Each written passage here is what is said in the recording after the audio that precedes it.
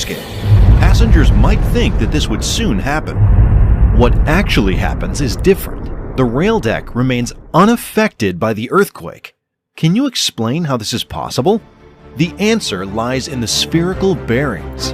The lower part of each bearing moves with the ground, but this motion does not transfer to the upper part. To isolate the rail deck, the Chenab bridge also makes use of expansion joints. The way expansion joints work is a feast for the eyes. The movement of the box-shaped rubber structure makes this functioning possible. To understand why this bridge is safe, even in seismic zone 5 area, let's take a cross-section of its foundation. You can see a lot of interesting stuff here. This was the shape of the mountain before the construction work started here. An irregular, sloped mountain. The minimum slope of this mountain was 43 degrees, and the maximum was 77 degrees. The first job of engineers is to cut these mountains so that the shape is suitable for construction.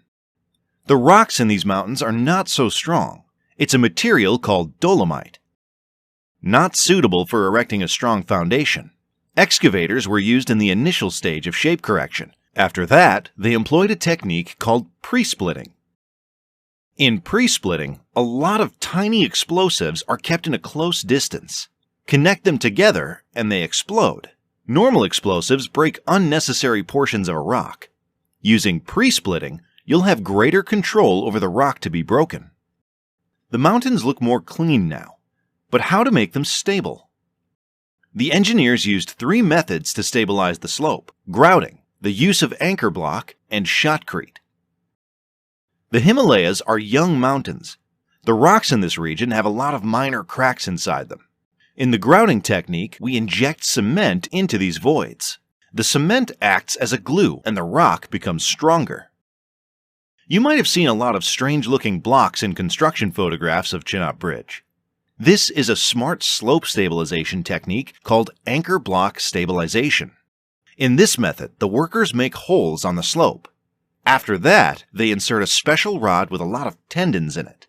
In this project, they used divvy-dag tie rods. Now it's time for grouting. Once the grout is hardened, a block is kept on the rod. Now comes the use of a powerful hydraulic jack. The hydraulic jack pulls and keeps the steel tendon in extreme tension. After that, using a wedge arrangement, the steel tendon is kept in tension, even if the hydraulic jack is removed. Now, can you predict the force produced by the concrete block? The steel tendon in tension wants to reduce its length, but the block is not allowing